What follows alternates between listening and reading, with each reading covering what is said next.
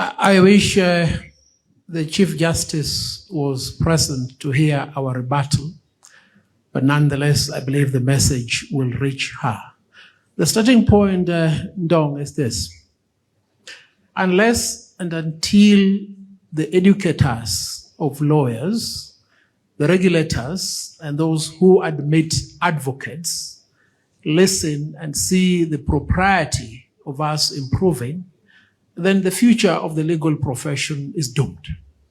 And I say this informally because I've seen some measure of circumspection on the part of the lecturers, which is good.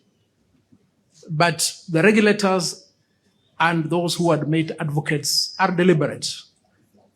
In their premise, there is no problem. But you see, friends, Kenyans, it is imperative that we interrogate where the problem is. Because if we don't interrogate where the problem is, we'll not make progress. And this is the starting point. I believe my invitation to this conference was prompted by the tweet I made the other day. I quipped, we are admitting 920 advocates every month.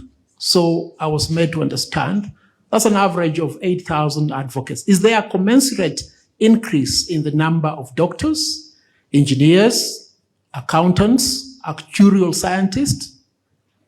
And nobody sought to interrogate that question. And what they did during the admission was to say that nothing will stand on our way by doing what is required of us to ensure that these 920 advocates join the profession.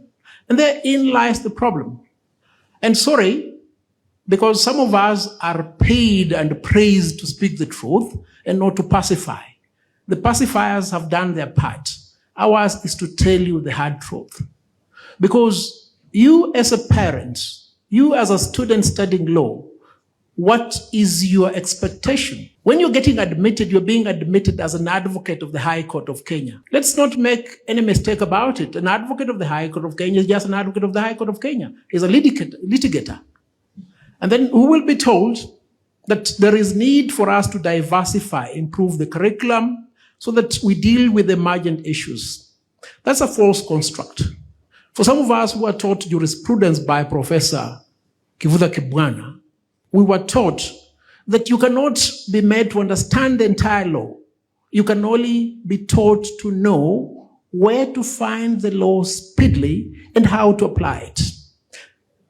Look, for instance, my classmate, Pauline, good to see you, has talked about the sovereign debt, money laundering, cybercrime, and PPP. Honestly, you can't teach these things in law school. It's an illusion. Because what you need are the basic requirements of a good lawyer for you to find out by yourself where the law, insofar as these germane issues are concerned, is found, and to apply it. And for as long as we do not have that culture in the training of lawyers, we'll not get it right. And let us make it clear, we are not averse to the increase in the number of advocates. We need as many advocates as possible. But we need to ask ourselves certain questions.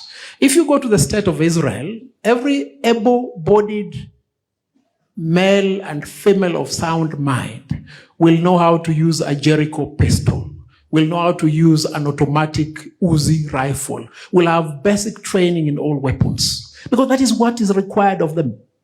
So, do you want to make the law degree a basic entry requirement for every male and female adult Kenyan of sound mind? There is no problem. If you want it to be synonymous with a driving license, then so be it. But if our intention is to create entrepreneurship as the end goal of training an advocate, then we must interrogate the key issues. To that extent, therefore, Ndong, to close on this issue, the philosophy that informs the training of lawyers in Kenya is deficient. And those who are in charge of it have an imperative to listen.